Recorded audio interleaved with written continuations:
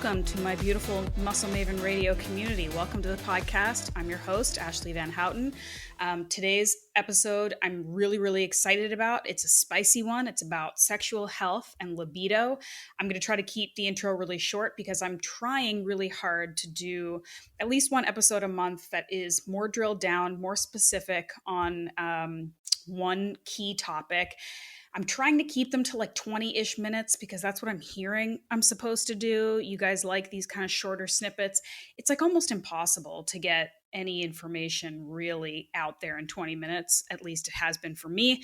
So these episodes tend to be a bit closer to 40 minutes, which is still shorter than my average episode, but I'm going to keep trying because I hear that that's what people want. Let me know if that's not true.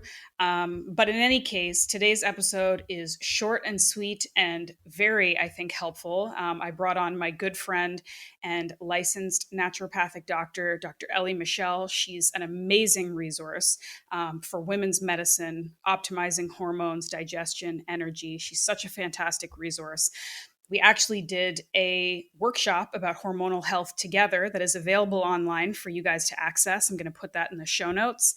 It was a really cool project that we did together that I think could be really helpful for a lot of women. And in this episode, we talk, like I said, about sexual health and libido. Dr. Elly covers topics like how libido is an indicator of overall health and what our sex hormones are telling us, dietary issues specifically that can contribute to low libido, and why we should be prioritizing our sexual health more. It's a key component of overall health, and it's one that we often don't pay enough attention to. So without further ado, here's my attempting to be short episode with the amazing Dr. Elly Michelle, all about health and libido. Dr. Elly Michelle, my good friend, thank you for coming back. I appreciate it. I'm so excited to talk about what we're talking about today. Me too. Thank you for having me again. It's always so fun to chat with you. We're talking about, as I said offline, I think people's two favorite things, generally speaking. I mean, not for everybody, but we're talking food and sex today, which I mean, covers most of the bases. So it totally does. Pretty exciting. So what more do we need? Really, what else? So I'm just going to dive into it because we wanted to do like a bit more of a compact episode today and just talk really specifically about this one subject. It's something that every time I reach out to my audience and say, what do you want to have somebody talk about? I'll bring an expert on. And I know that this is a subject that you do like to talk about because you work with women about sort of like holistic health, right? So that can be every aspect of wellness, but sexual health is a big part of that. And it's something that may be a little bit uncomfortable for people, a little bit taboo, or at the very least, just something that people tend to sweep under the rug and don't prioritize as much. But we all know that sexual health and just feeling good and having a healthy libido, whatever that means, is really important to overall health. So, So I don't even really know where to start, but like, maybe you can talk about how you address these things in your line of work. Yes. Well, it's a totally complex subject. There's so many different factors that play into what gives us our libido, our sex drive as women. I will speak because I work with women primarily in my practice. I will be speaking focused from the female perspective. But really, I think libido is a reflection of our health. It's such an important sign of our health as women. And so if we are having low sex drive or we have a low desire for sex, it is a reflection that there's an imbalance. There's some kind of dysfunction happening in the body. And that is going to vary from one woman to another. It's very often a sign of hormonal imbalance or some kind of hormonal dysregulation. It's a reflection of metabolic health. It can be very much emotional, psychological related, some kind of stressor in the emotional, psychological realm. It can be related to pharmaceuticals like birth control. It can be related to environmental toxicity. So there's all kinds of things that play into it. But and this is a little bit more on the woo-woo side, but I really feel that our libido and our sex drive is it's going to come through when you're feeling just good about life, when you're feeling good in your body, when you feel healthy and you're taking care of yourself and you have fulfilling relationships and you have fulfilling work, you feel a sense of purpose and you just feel good about life. That's when our libido is really going to shine through. So that's why I'm so passionate about a holistic approach for women, because I think when we're just taking care of ourselves and we feel good in our body, we feel connected to ourselves on a deeper level. Mm-hmm. That's where libido really comes from, because when we're connected to ourselves, we are more available to connect in an intimate way with a partner as well. So yeah. Complex. It is. We're complex creatures. Yeah. It's what makes us spicy, but also it's a lot of work. Yes.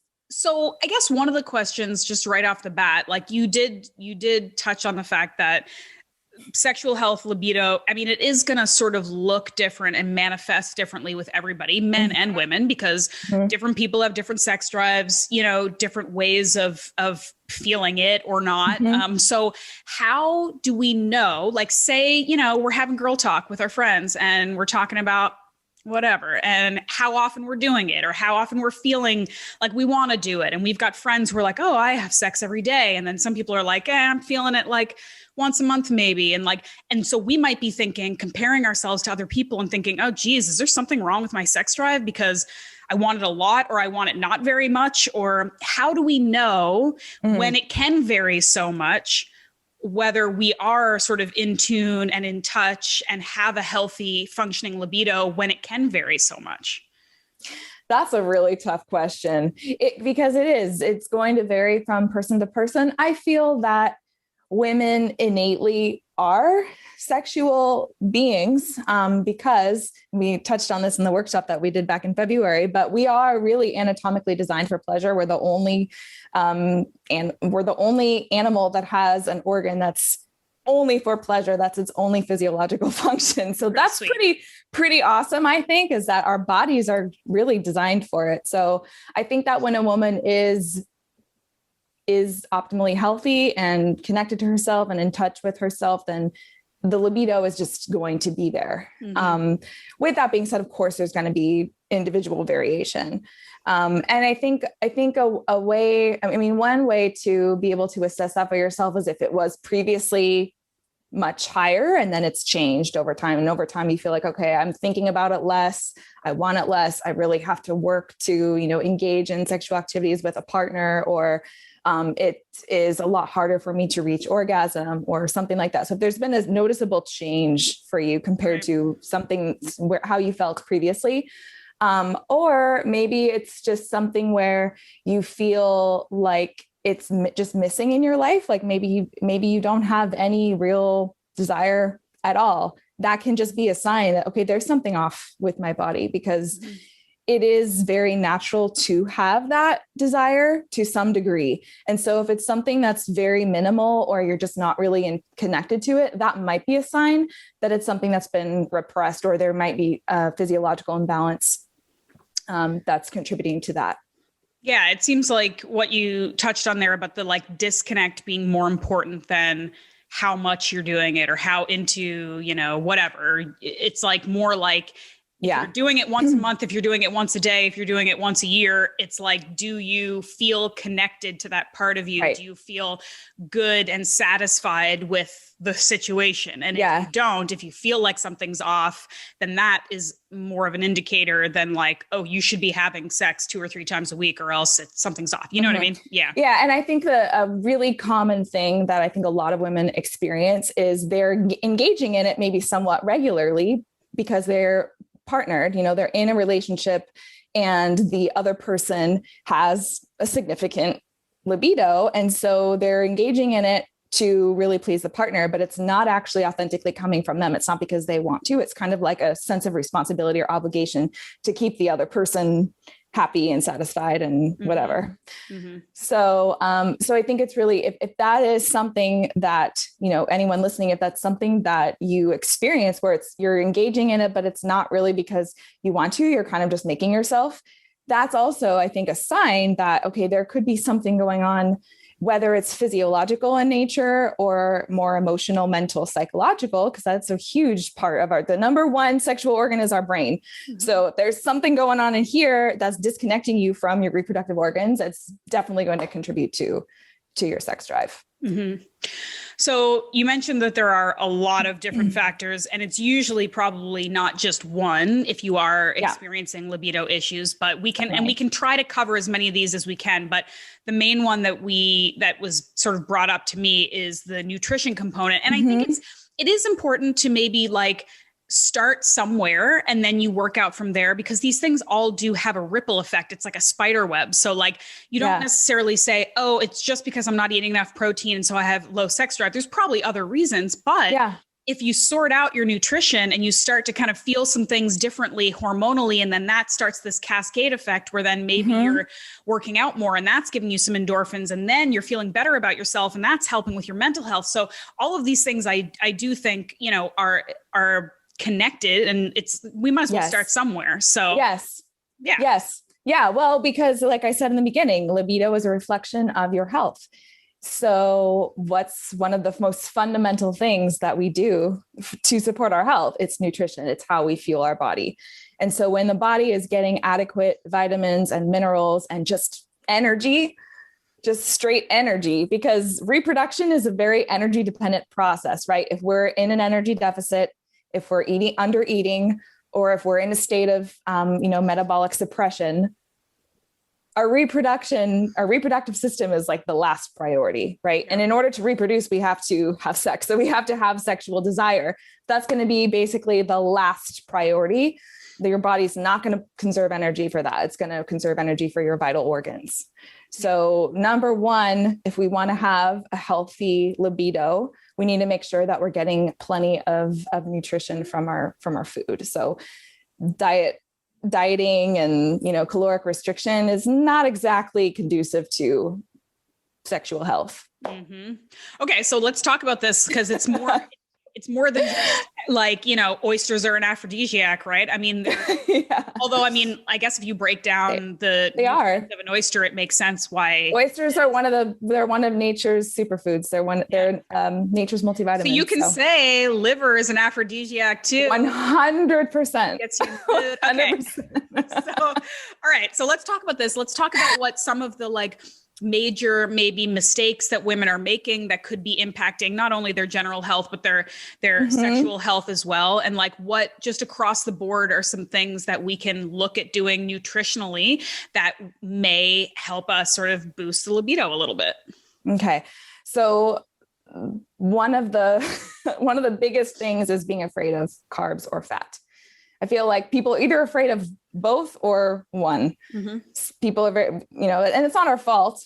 Society, health and wellness culture has very much demonized. First it was fat, then it became carbs. Some people and protein too. I feel like women are taught to be afraid of there's no macro left. It's very, very true. It's very true. But if we're significantly avoiding carbohydrates are fuel. They give us energy. They give the body quick, readily utilized energy. And it's very important for our adrenal health. So for helping to lower stress hormones, if we're a very low carb for a long period of time, it's going to increase stress hormones, and cortisol stress is going to suppress our sex drive. The more stressed out we are, the less our body is going to be thinking about getting busy, So, so I think that making sure that we are including carbohydrates, or if you're someone who has struggled with low sex drive for a long time and you have been following a low carb approach for a long time, it's something just to consider, and maybe try incorporating them a little more and see if you notice anything, because it is going to help to calm the stress response, help to nourish the adrenal glands. And then fat, of course, is the other one. So if you're following a very low fat approach, this is big in figure competing world and bodybuilding. Fat, specifically saturated fat, is necessary to make sex hormones. So our estrogen, our progesterone, and our testosterone, they require cholesterol. So if we are avoiding saturated fat, then we're not going to be able to build hormones. That provides the building blocks for our sex hormones. So that's another really big one. What are the best sources of saturated fat in your opinion? So saturated fat is going to be anything that's solid at room temperature. So if you think about like butter, ideally grass-fed pastured butter, or ghee, coconut oil, animal fats. You can't really tell when you're cooking them, but if you leave the fat out, it turns solid. For anyone who's familiar with cooking with animal fat, that's what happens. So that's all saturated fat. And those are actually the best for cooking with heat because they're much more heat stable. So they're less prone to oxidation, which then creates an inflammatory response in the body, and inflammation. I mean, that's a whole nother, that's a big rabbit hole as well. And, if we have a lot of inflammation in our body, that's also something that's going to throw off our hormones and will affect our sex drive. So, and they're the most delicious. Yes. Animal fats are great. And I totally get that it's a kind of a mind F. I'm not going to cuss, but it's a mind F because we've all been very much trained that, saturated fat is bad. It causes heart disease and we need to limit it as much as possible. And it's actually really important for us women for hormonal health. So if we're avoiding it like the plague, we're pretty much bound to experience hormonal dysfunction. And it's also important, I think, to just note here, and this is why the work you do with your patients is so important, because it's talking about the nuance, because there are probably some people listening, maybe some women who have like thrived for a certain amount of time on like a super low carb diet, because keto is still a thing and it does still work for people, again, I think more as a temporary measure.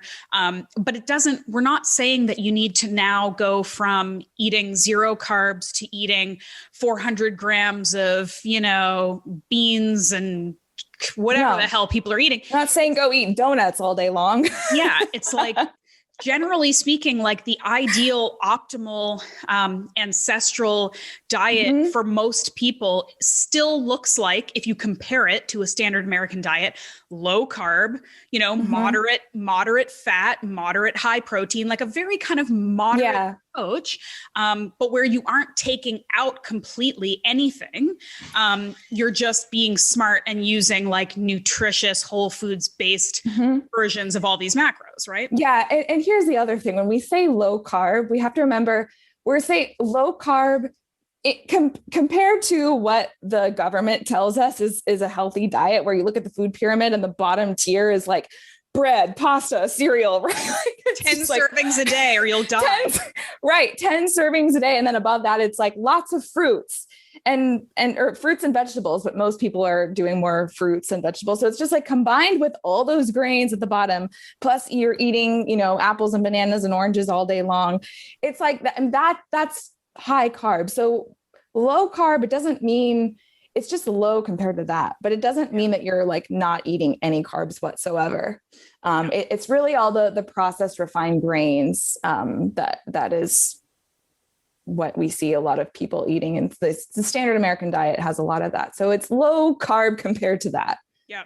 Yeah. And then if you're eating that way, that's where the inflammation part comes in, which is not good. Right. So talk a little bit about, because I know that like ultimately on a very basic level, what we're talking about, how to eat, how to nourish yourself, how to be healthy for optimal libido is also how to be healthy for like optimal health. There's really not like a whole lot maybe that's different or specific. But can you talk a little bit about like the inflammation side of it and how that can relate to like sexual health stuff? Because I'd never really necessarily thought about those two pieces together. Yeah, totally. So, anytime there's excess inflammation in the body, that's still considered a stressor to the body. And it's a stressor for the immune system. And our hormones are always just responding to their environment. So if we have an inflammatory environment, our hormones are going to act accordingly. They're really, I think people think of, when there's hormonal dysfunction, it's like the problem is the hormones, but it's really, there's something else happening that the hormones are just kind of like following suit. It's not, the hormones just respond to everything else that's happening. So if there's inflammation, if there's stress, if there's an autoimmune condition, there's gut issues, all of those are going to throw the hormones off. So I I think that, one thing that I do tend to see is that people have an imbalance of their fatty acids. And so we have fatty acids are essential. We need them, but there's different types. And some of them are more anti-inflammatory. So those are like omega-3s. Some of them are more pro-inflammatory, and those are omega-6 fatty acids, which are just everywhere. We're exposed to a lot of vegetable oil that's been promoted for a long time as being the healthy type of oil. Avoid saturated fat, eat vegetable oil, and vegetable oil is cheap. It is prone to oxidation. All the restaurants are using it because it's inexpensive. And that really does feed oxidative stress and inflammation in the body. And that's going to affect our hormones very much. So it causes increase in estrogen levels, causes estrogen levels to be stored in the tissues. So then we have this imbalance. And that's really, I think, probably the most common hormonal imbalance that I see is that people are making estrogen, or they have excess estrogen, or their body can't detox it very well because of inflammation. It's because we have too much omega-6. People are eating tons of almond milk and nuts and seeds and plant-based diet. And so we're getting a lot of omega-6. Again, it's not like omega-6 is horrible for you. It's just, we get so much of it. And so it just throws the ratio off. Exactly. Yeah. And then we're not eating any,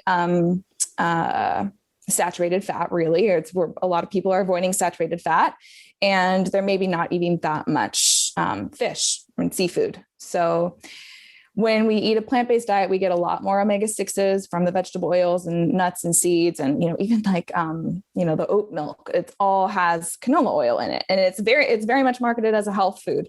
People are loving these alternative milks lately. Yep. Like, whatever happened to pour heavy cream? It's delicious. Yeah. That's another thing. Dairy has been demonized, and dairy is actually really supportive of our hormones. And a lot of people don't digest it very well. And that is something to keep in mind. But a lot of times if people just have something off in their gut, it's really a gut imbalance. It's not the dairy, we're blaming everything on dairy and calling it the devil, or calling it a bad food, when we really just need to promote our digestive health.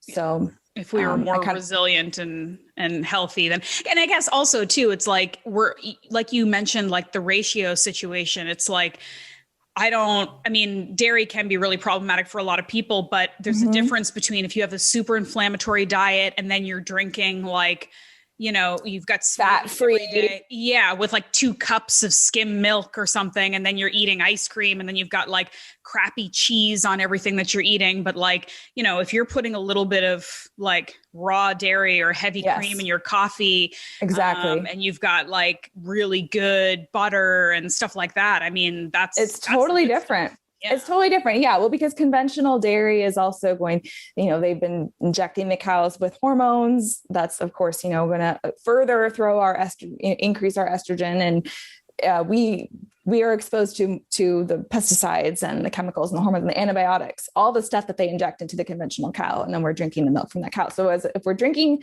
the milk or having the dairy from a really healthy animal that was not exposed to all of that stuff, it has a completely different effect in our body. I also always recommend goat milk because it tends to have less lactose, which is good. And I just really like the flavor of it. Like it tastes, I don't know. It has like an interesting. I just had goat milk yogurt last night before bed. So helps delicious. me sleep. So good. Can you talk a little bit about, just because I think that this relates to the nutrition part of it, if there is any kind of any kind of supplementation. And I know that this is going to be incredibly individual, but just like we can say across the board, and this isn't a prescription, but like across the board, people tend to be deficient in magnesium. They tend to be deficient in vitamin D, and a lot of times like B vitamins and B12 and stuff. Are there some overarching kind of supplements or micronutrients that people should just sort of very immediately look at? That could help balance some things out and make you feel better?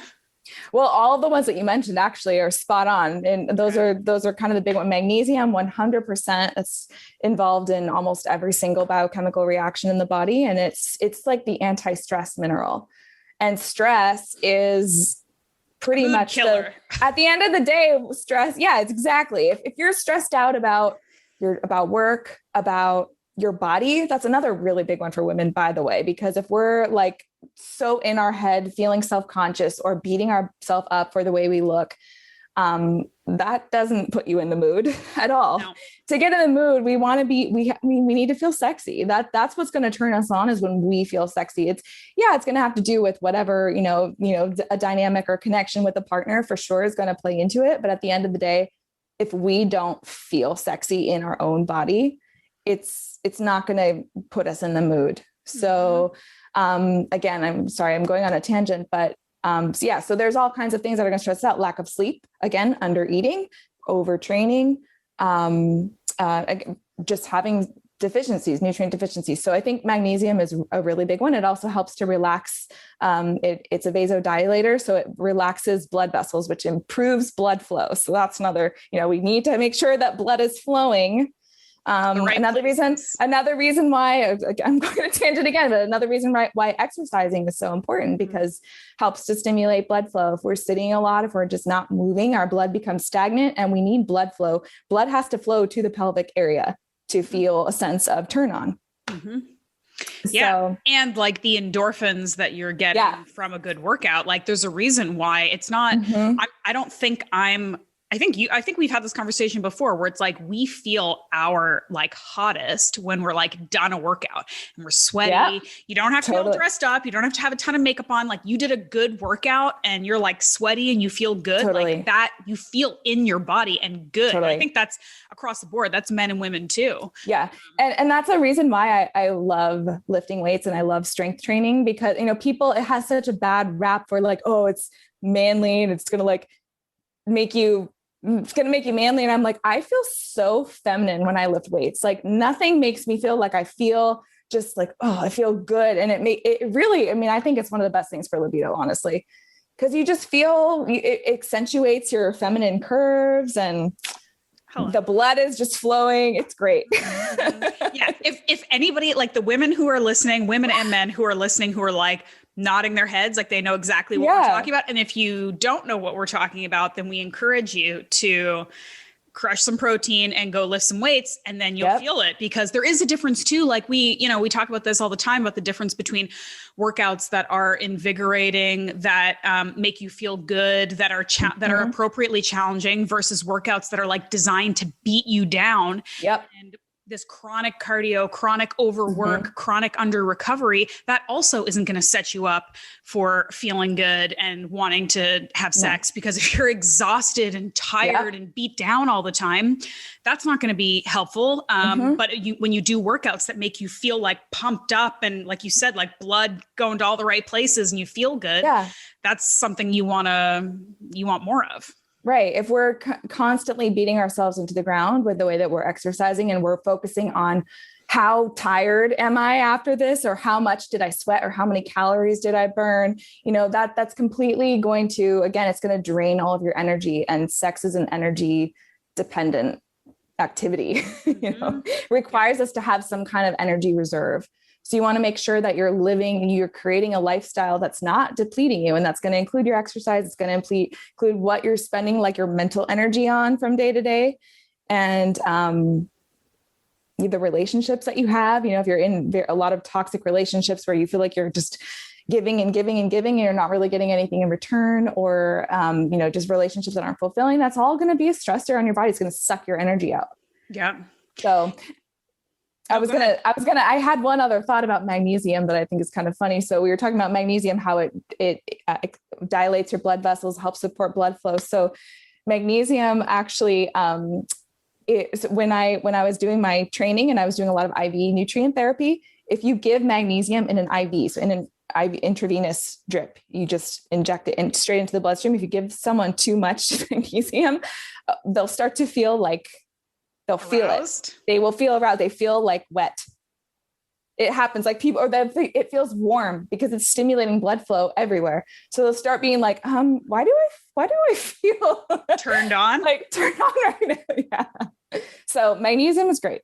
There's a bunch of people like looking up like how to get a magnesium IV now. Anyway. Yeah. Just a little side note. That's fascinating. Yeah. Okay. Interesting. Yeah. So, and then I think going back to micronutrients, because we did kind of get off there. So for sure, magnesium, the B vitamins, yes, 100%, because those are so key for our hormonal health and for detoxification, which is part of our hormonal health. If we want to have optimally healthy hormones, we have to make sure that our liver is working well, that our liver biotransformation processes are working, and B vitamins are so concentrated in the liver. It uses a lot of B vitamins to be able to get things out, get toxins out, which is going to affect our hormones, get excess estrogen out.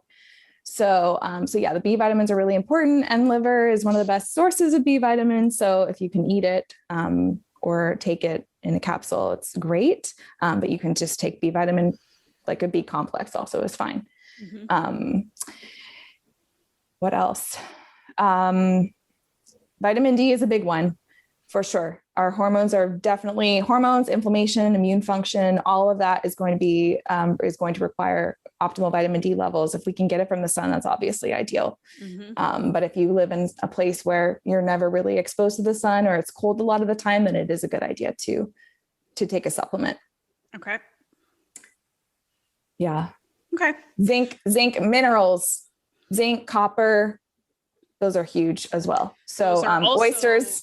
Yeah, I was going to say oysters, but like organ meats, of course. Yep, organ meats. But I mean, animal-based protein, like mm-hmm. You're getting beef.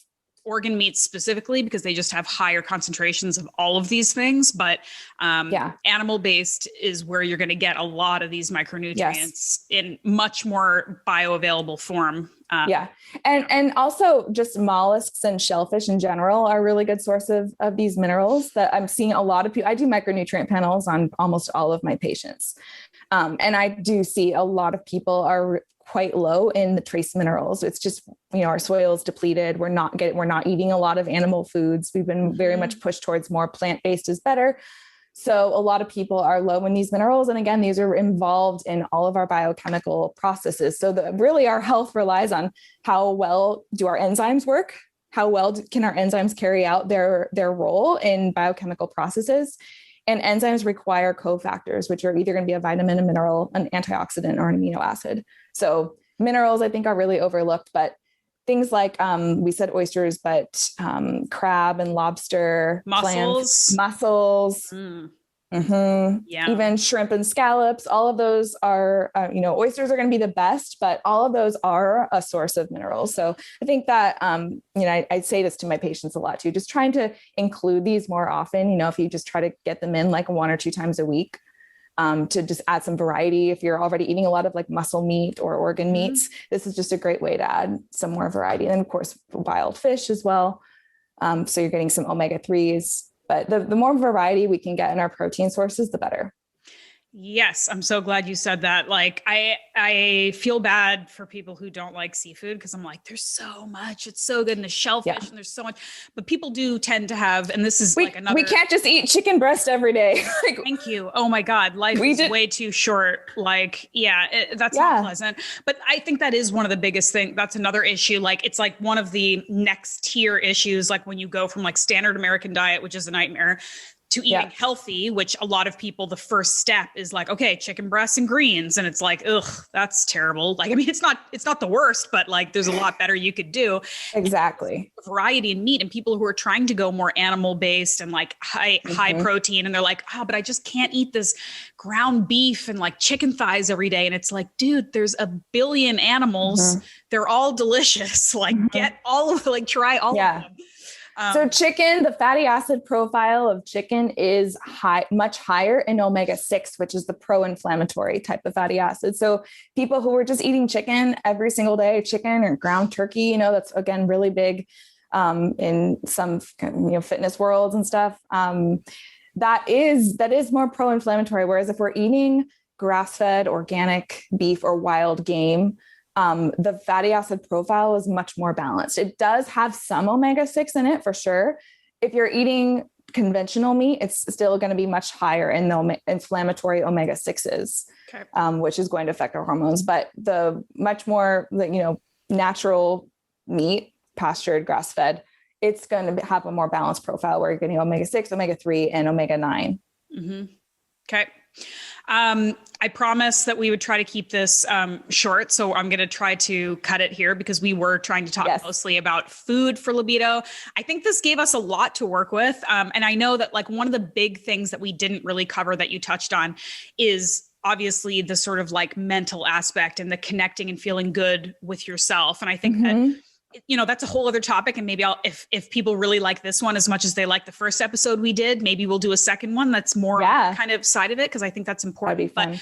But I do think it's important just for women to remember, like, again, this is a starting point. It may not be the main issue. It may not be the only issue, but I think that another challenge that women tend to have is that we tend to like look outward. We tend to blame ourselves. We tend to say like, what aren't we doing for our partner, or what's wrong with us, or why aren't we, hot enough, or why aren't we whatever? And it's like, don't worry about even the partner stuff comes later. Like that's exactly.